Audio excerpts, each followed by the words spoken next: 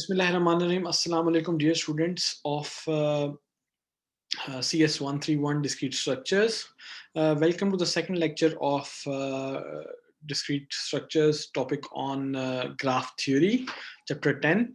In this, we'll basically be talking about section 10.2 mainly, and we'll see if we have enough time, we might even complete chapter 10.3 as well during this time.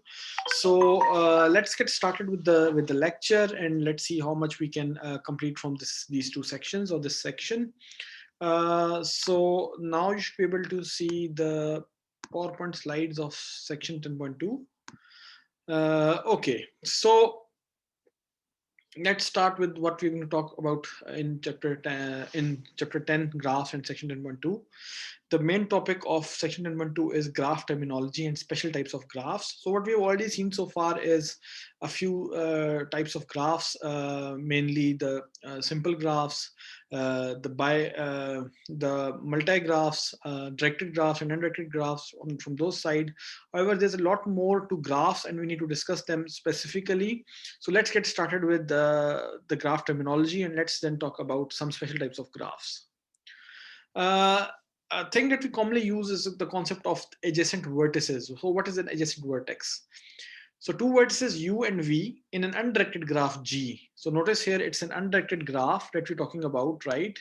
So this is an undirected graph, and what we are worried about over here is basically in an undirected graph G, two vertices U and V are called adjacent if there is an edge between them, edge E between them, or basically U and V are the endpoints of that particular edge, right? So such an edge E, which is basically present between U and V as endpoints, is called incident with the vertices U and V. So the edge E is incident with the vertices U and V, and U and V are adjacent vertices because they share an edge E. Notice it's only present for undirected graphs, right? And then, of course, E is set to connect U and V, like the terms that I've used in my previous lectures.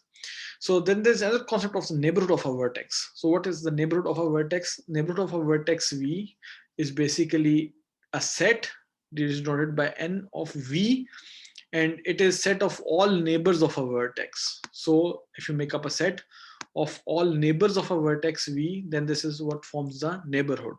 And what is a neighbor? We defined in the previous slide. Is neighbor is basically the same as the term adjacent. So two vertices U and V in an undirected graph G are called adjacent or neighbors if in G, if U and V are endpoints of an edge of E of G. And then if you combine all such neighbors into a set of the whole vertex, then that's what we call neighborhood of V. So let's take a subset of nodes of V. So for example, let's say if A is a subset of the node V, then we denote by N of A, N for neighborhood, N of A, if you want to take the set of neighborhood of that particular subset of vertices, that is basically the set of all vertices in G that are adjacent to at least one vertex in A. So all those vertices in G that are at least adjacent to one vertex in A. So in other words, that's a union operation where you actually find the neighborhood of each vertex V that belongs to A, and then take a union of it, right? So it's an inclusive set where you're including each and every single variable into it. Okay. So what is the degree of a vertex? The degree of a vertex in an undirected graph is the number of edges incident with it, except that a loop at a vertex contributes twice to the degree of that vertex. Right, so degree of a vertex is basically again, it's the degree is defined only for undirected graphs, is the number of edges incident with it. So the number of edges that are incident with a vertex, except that a loop at a vertex contributes twice to the degree of that vertex. The degree, and of course the loop here is always going to contribute 2 times. Everything else contributes once, but a loop contributes twice. So the degree of a vertex V is denoted by deg V, and that's the one I'm going to use. So let's take an example over here. What are the degrees and what are the neighborhoods of the vertices in the graphs G and H? In this case, we know the degree is 2, degree is 4, right? Degree is 4, degree is 3, and degree again is 4, and then here it's 1, right? And degree of G is 0. In this example, we notice that the degree here is 4. Degree here is basically 1, 2, 3, 4, and then 2 for this. So 4 plus 2, 6, and so on. And then if you talk about neighborhood of A is basically B and F. Neighborhood of B is A, C, F, and E. Neighborhood of C is B, F, E, and D, and so on. On the other hand, the neighborhood of B is basically B itself, A, E, D, and C, right? So yeah, neighborhood of A, B, C, D, E, right? And so on. Similarly, you can find neighborhood of each of these as mentioned below. Let's talk about two specific types of vertices. A vertex of degree 0 is called isolated, like for example, G over here. This is an isolated vertex. It follows that an isolated vertex is not adjacent to any vertex. So if you get the adjacent or neighbor of G, that is going to be an empty set, and that is the exact definition of a isolated vertex. On the other hand, yeah, so vertex G in this example is isolated. On the other hand, a vertex is called pendant if and only if it has degree 1. So for example, D over here has degree 1, C over here has degree 1. So this is what we call pendant. Consequently, a pendant vertex is adjacent to exactly one other vertex. So if I take the neighborhood of D, it's going to be C. If I take the neighborhood of C, it's going to be B. So vertex D in graph G, this is pendant vertex. So then there's a theorem which we call the handshaking theorem, which simply states that let G is equal to a set let G be a graph with vertex set V and edge set E. It's an undirected graph with M edges. So let's suppose that it has M edges. Then if you take the sum of degree of each of the vertex present in this undirected graph, that sum is equal to 2 times the number of edges. So twice the number of edges. And note that since we talked about an undirected graph, actually this also applies even if multiple edges, if you have got multiple edges and loops are present as well between vertices. So this is true actually for multi-graph as well as for pseudo-graph as well. Okay, so another theorem, an undirected graph has an even number of vertices of odd degree. So an undirected graph has an even number of vertices, and those vertices that are of odd degree are always even. That's the claim here. And why is that the case? For that, we have to refer back to the previous slide over here. Since it's twice the number of edges, hence it's always an even number. And since this is an even number, we know that the degree here can be either even itself, like everything else is even, or if it is odd, it has to be in even numbers so that this ultimate sum is even at the end of the day. So that's the proof for this particular theorem. And yeah, that's the exact thing that's mentioned over here. So this can be divided into two groups, one of odd degree, one of even degree. So the one of odd degree, one of even degree are going to give an even number. The one in odd degree, if you sum them all up, that is also going to give up an even number. So for that reason, this one has to sum up, this one must have an even number of odd degree vertices. Okay, so two vertices U and V in an undirected graph. So earlier on we talked about a directed graph. Now let's go to the undirected graph G. They're called adjacent or neighbors in G if U and V are endpoints of an edge E of G. So there's an edge E of G, and these both vertices are supposed to be the neighbors or adjacent for this. So these two vertices in this case are adjacent if U and V are endpoints of an edge E of G. And this is another example, such an edge E that has U and V as endpoints is called incident with vertices U and V. So that edge is incident on it, and E is set to connect U and V. So this is another example of the same point, and we see the same thing in this particular example. Similarly, for neighborhood of a vertex, I can go on the same line. The set of all neighbors of a vertex of V of G is denoted by N of V is called neighborhood of V. So if A is a subset, then basically so if you've seen this before, and you can actually apply this to this example. Then if you talk about degree of a vertex, the degree of a vertex in an undirected graph is the number of edges incident with it. So again, for this graph, we can determine the degree and calculate the loop twice. And degree is denoted by degree of V, you know it already. This was an example that we saw exactly before, right? So you know the solution. And I hope you're aware of the isolated and pendant vertices as well. So this is kind of a repetition for you with I think the same examples as well in this case. And finally, you have got the handshake theorem, which you are also aware of. We saw this theorem as well. We then need to talk about adjacency in directed graphs. So when u and v is an edge of the graph G with directed edges, note that this is directed edges. U is said to be adjacent to V. So U is adjacent to V and V is said to be adjacent from U, right? So the terms adjacent to and adjacent from are used in directed graphs. The vertex U is called the initial vertex. So this is the initial vertex and V is basically the terminal or the end vertex of UV. The initial vertex and terminal vertex of a loop are the same. So if you have a loop, for example, in this case, the initial vertex is C, the terminal vertex is also C. So in case you have got a directed graph, in that case you don't have a degree, but instead you use the term in degree and out degree.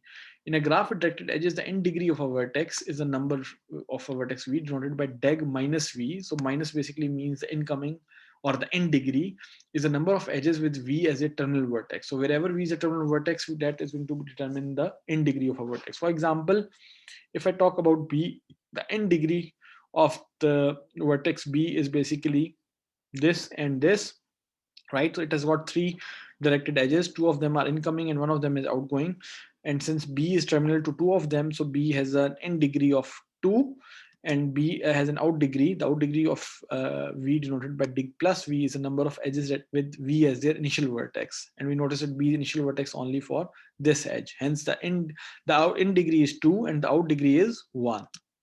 Right? And a loop here is going to contribute 1 to both the in degree and the out degree of this vertex. So for example, in this one, the in degree and the out degree, this particular loop is corresponding to +1 and +1 in both the degrees. Excuse me. Okay. So then we move on to theorem 3, which says that let G be a graph with vertices set V and edge set E. It is a graph with directed edges, so note it has directed edges. Then the number of in degree, if you take the sum of all vertices in degree, that's exactly equal to the sum of vertices of all the out degree, and that is exactly equal to the number of edges in the graph. So then there's another concept that we call the underlying undirected graph, and that is that there are many properties of a graph with directed edges that do not depend on the direction of its edges. So there may be some properties which are not dependent actually on the direction, but maybe only on the underlying undirected graph. So consequently, it is often useful to ignore the directions and just consider the underlying undirected graph. The undirected graph that results from ignoring directions of edges is called the underlying undirected graph. A graph with directed edges and its underlying undirected graph have the same number of edges. So a graph with directed edges and its underlying undirected graph will have the same number of edges. That is one property. Similarly, another type of graph is what we call a complete graph. A complete graph on n vertices denoted by k of n. So this is a denotation for a complete graph. You should remember that. Is a simple graph that contains exactly one edge between each pair of distinct vertices. So it's a simple graph that contains exactly one edge between each pair of distinct vertices. A simple graph for which there is at least one pair of distinct vertex not connected by an edge is called non-complete. So a complete graph, each edge is there exists for each pair of distinct vertices. There's at least exactly, not at least, sorry, but there's exactly one edge. But if that is not the case, if we can find at least one pair which is of distinct vertex, it is not connected by an edge, that is then called non-complete. So for example, all of these are basically complete ones because each pair of vertex that exists, there exists an edge for it, while the opponent is not true. So what is a cycle? A cycle that is noted by Cn. Notice that Cn is for cycle, Kn is for complete graphs. Cn with n is greater than or equal to 3 consists of n vertices v1, v2, and so on till vn, and edges v1, v2, v2, v3, and so on till vn minus 1, vn, and vn, v1. So it goes back to the first one. So it consists of n vertices, v1 to vn, and it contains all the possible edges between in a way that, you know, you can basically start from one vertex and actually move on using edges to the last vertex, and finally you come back to the first vertex. If that is true, then this is what we call a cycle, and a cycle looks like this. So for example, for 3 vertices, this is a cycle. For 4, this is a cycle. The cycle for 5, for 6, and so on. So what is a wheel? We actually obtain a wheel wn when we add an additional vertex to a cycle Cn for n is greater than or equal to 3. So if you add an additional vertex over here like this, then this becomes a wheel. So this is basically like the complete cycle, but then there's an additional node that connects or that is connected to each of the individual vertex, forming the center of the wheel, and hence this is named as wheel, right? And it's generally noted by Wn. So we can add an initial vertex to a cycle Cn for n is greater than or equal to 3. And then, so notice here that Wn, for example, W3 contains 4 vertices. 3 for the cycle, so hence W3, but 1 for the wheel. 4 for the cycle, 1 for the wheel, W4, 5 for the cycle, and 1 for the wheel, W5, 6 for the cycle, and 1 for the wheel, W7, W6. Okay, so what's an n-dimensional hypercube? An n-dimensional hypercube or n cube denoted by q of n. Remember the notation. Wn is for wheel, Cn is for cycle, and for complete you have got Kn, right? Kn for complete, Cn for cycle, Wn for wheel, and finally Qn for n-dimensional hypercube or n cube. It is a graph that has vertices representing the 2 power n bit strings of length n. So for example, if you have got just one bit like this, then this is basically q to the power 1, right? So you have 1 bit. In this case, you have got 2 bits now. So this is q2. In this case, you have got 3 bits. So this is q3. If you had 4 bits, you'll basically get a different fully connected 4 cube hypercube. But remember Q3 is basically a cube with 3 bits, 0, 0, 0. You know that with 8 nodes, you basically require 3 bits. 2 raised to power 3 is equal to 8 different nodes. And this is how a Q3 looks like. So what are bipartite graphs? So this is a very important topic. A simple graph G is called bipartite if its vertex set V can be partitioned into 2 disjoint sets V1 and V2. So if we can divide a particular vertex into 2 disjoint sets such that V1 and V2, that every edge in the graph connects a vertex in V1 and a vertex in V2. So every edge is basically going to connect a vertex in V1 to a vertex in V2. So that's what a bipartite graph is. So you can convert it into 2 sections. If I cut it over here, this basically means that I've got 2 different, if I remove all these edges, I've got V1, V2, V3, V1, V3, V5, I've got V2, V4, V6. And this is a bipartition of this graph such that all of these are not connected to each other. All of these are not connected to each other, but they're connected across the group V1 and V2. So they're disjoint sets within themselves, but they are basically connected to the other part, right? But note that every edge in the graph connects this, so no edge in G connects either 2 vertices in V1 or 2 vertices in V2. When this condition holds, we call the pair V1 and V2 a bipartition of the vertex set V of G. So this is a bipartition V1 and V2 for the vertex set V of G. Similarly, if you look at this one, for example, is it possible to convert it into a bipartite set? Well, it is possible because this, this and this can be placed in the same set, V1, V3, and V5. So this one, and this one, V2, V4, V6 can be placed here, and this is how the graph is going to look like, right? So this is a bipartition that is possible. However, a bipartition may not be possible for this or this because we cannot place them into 2 groups such that there is no connecting connectivity between 2 members of the same side. So a bipartition is not possible for this, right? However, for this, I think a bipartition is possible. Simply you select G, E, and F, right? So G, E, and F is one bipartition. On the other hand, you have got A, B, D. Yeah, so G, F, E, G, F, E, C is one bipartition. On the other hand, you have got A, B, and D as the remaining one. However, for this, it is not possible because whatever you choose, basically F is basically connected to everyone, right? So it is not possible to come up with a bipartition for this particular graph. So what are bipartite graphs? A simple graph is bipartite if and only if it is possible to assign two different colors to each vertex of the graph so that no 2 adjacent vertices are assigned the same color. And we'll come to it in a minute. But it's bipartite if you can possibly assign 2 different colors to the to each vertex V of the graph. And if it is not possible, then it's not a bipartite graph. A graph is bipartite if and only if. And you can notice the term if and only if here basically means that The other side is also true if it's a bipartite graph, and if it is bipartite, then this is for sure true, right?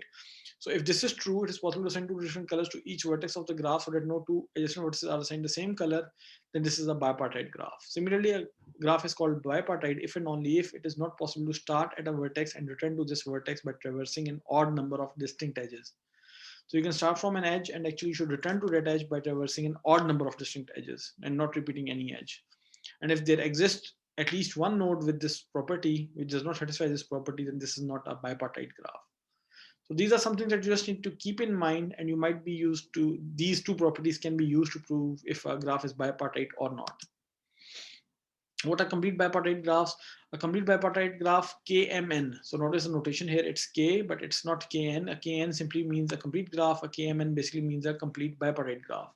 It's a graph that has its vertex set partitioned into two subsets of M and N vertices respectively. So same thing for K, bipartite graph, with an edge between two vertices if and only if one vertex is in the first subset and the other vertex is in the second subset.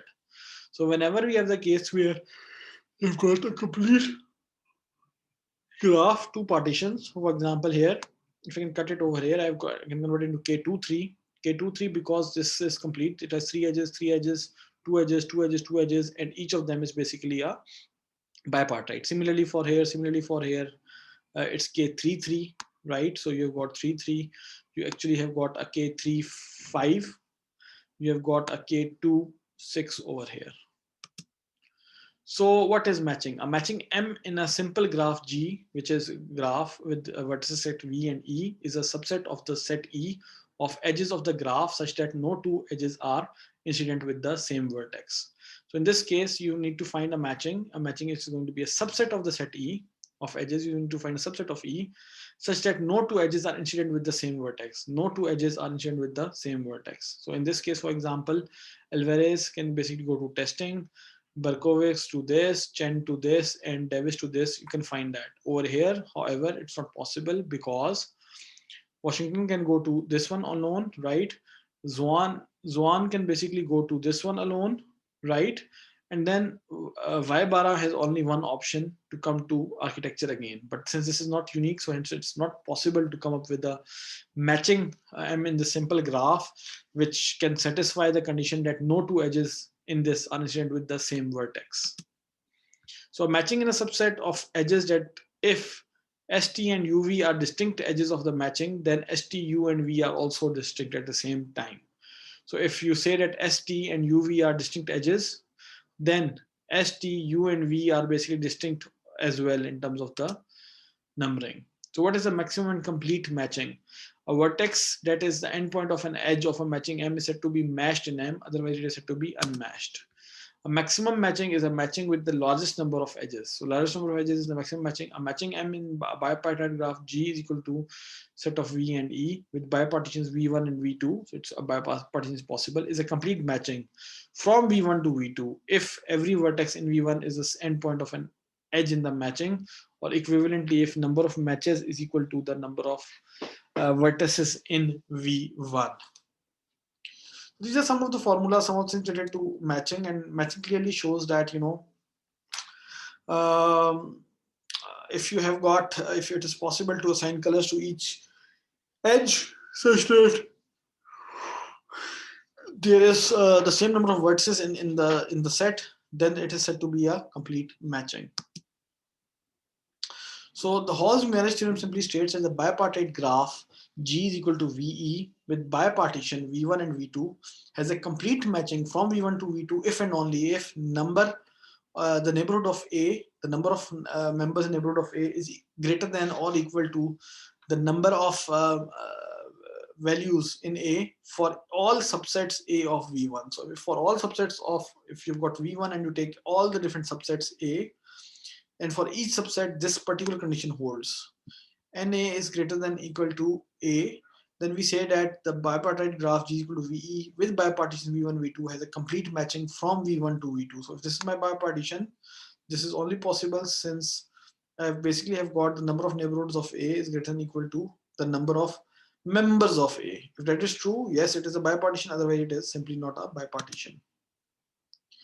So what is a subgraph and proper subgraphs? A subgraph of a graph G is equal to VE is a graph H with vertices W and edges F, where W is a subset of V and F is a subset of E. So if it is a subset, then it is a subgraph. A subgraph H of G is a proper subgraph of G if H is not equal to G. If both are different, then in that case it's a proper subgraph, right? For example, this one over here is proper subgraph of G. So let us look at the concept of induced subgraph. Let G is equal to a graph with vertex at V and edges E be a simple graph. The subgraph induced by a subset W of the vertex at V is this graph W and F. Notice that it's on W and F, where the edges set F contains an edge in E if and only if both endpoints on this edge are in W. So anything that is within W is going to be kept, but anything that is outside W will simply be discarded. And that is true if it's a induced subgraph. So how do you remove an edge of a graph? Given a graph G and an edge E that belongs to the edge set capital E, we can produce a subgraph of G by removing the edge E. So we can simply remove the edge E and get the subgraph for G.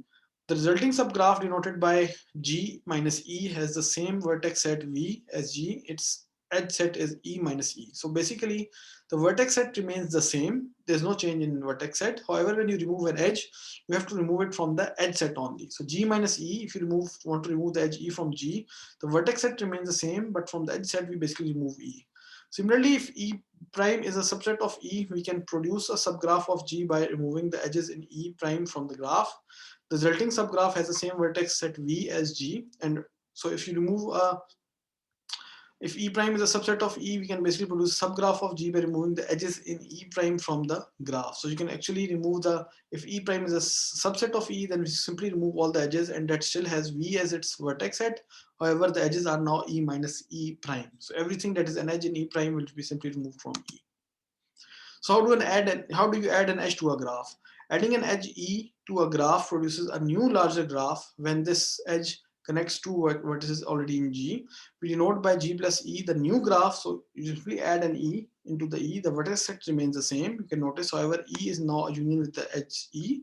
And the vertex set of G plus E is the same as the vertex set of G. So there's no change in the vertex set. However, the edge set is a union of the edge set of G and the set E, whatever that is. So and then, of course, another very important phenomenon is edge contraction, which is slightly different. However, an edge contraction removes an edge E with endpoints U and V and merges U and W into a new single vertex. So when you contract an edge, you actually remove both the vertices and insert another vertex that is the contraction of the original two vertices. And for each edge with U of V as U or V as an endpoint replaces the edge with one with the W. So that edge will now come instead to W instead of U and V, and with the same second endpoint. The endpoint, of course, remains the same. The contraction of the edge E with endpoints U and V in the graph G is equal to VE produces a new graph. G prime is equal to V prime E prime, which is not a subgraph of G, where V prime is equal to V minus UV. So V prime is nothing but basically you subtract the U and V from the edge set V, from the node set V, and instead you basically put in a W. And E prime contains the edges in E which do not have either U or V as endpoints. They do not have anything to do with this. And an edge connecting W to every neighbor of either U or V in V. So each neighbor of U or V will basically be connected by U to the edge using in W. So how do you remove vertices from a graph? When we remove a vertex V and all edges incident to it from G minus VE, G is equal to VE, then we produce a subgraph denoted by G minus V. Observe that G minus V is basically V minus V and E prime, where E prime is a set of edges of G not incident to V. So anything that is incident on V is gone, but everything else remains. Similarly, if V prime is a subset of V, then the graph G minus V prime is the subgraph of V minus V prime E prime, where E prime is the set of edges of G not incident on a vertex in V prime. So similarly, we can define the union of two graphs as the union of two graphs, simple graphs G is equal to V1, E1 and G2 is equal to V2, E2 is a simple graph with vertex set V1 union V2 and edge set E1 union E2. The union of G1 and G2 is denoted by G1 union G2. So this brings us to the end of our section 10.3, 10.2, where we talked about some properties of graphs, some typical types of graphs. And I hope you've learned something and you're able to use these terminologies and discussion in the later part, in particular when we talked about the wheel, the complete graphs, and maybe adding a vertex or removing a vertex, or adding an edge or removing an edge, and a set of groups or something, or some other edge operations like edge contraction or those things. So I think those are some very important topics that will be used in the next lectures. So this is just a build up, and I hope you are able to understand the basic concepts here. These are some of the concepts which we have already studied, I think, in class 10 or earlier even, but this is a good revision for you, and I hope we'll build on it in the next section. I'll now talk about section 10.3, which is how do you represent graphs, and what is the concept of graph isomorphism, when is a graph equivalent to another graph, and how do you establish that. So those kind of things will be discussed in the next section. Till then, take care, and wish you all the best. Thank you.